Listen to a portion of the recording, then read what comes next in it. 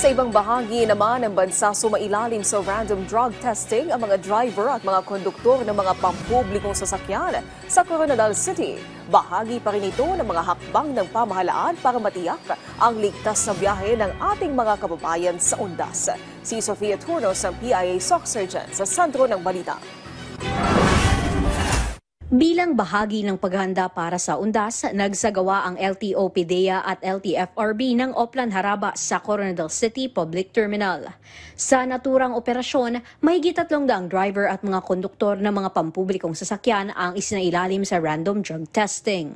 This activity aims to protect our passengers from possible pagdadrive ng mga driver na influence under illegal drugs. Nagsagawa rin ng inspeksyon ng LTO at LTFRB sa kalagayan at kandaan ng mga bus para sa inaasahang pagdagsa ng mga pasahero. Panawagan po namin sa mga pasahero ngayong darating na undas, i-make sure lang po natin na maaga po tayo, lalong-lalo na dito sa mga terminal dahil para maiwasan ang ating hassle, i-make sure din po natin na nakatarget yung time at hindi masyadong marami ang dala. Tiniyak naman ng LTO at LTFRB na patuloy ang kanilang monitoring upang masigurong matiwasay at ligtas ang pagunita ng undas.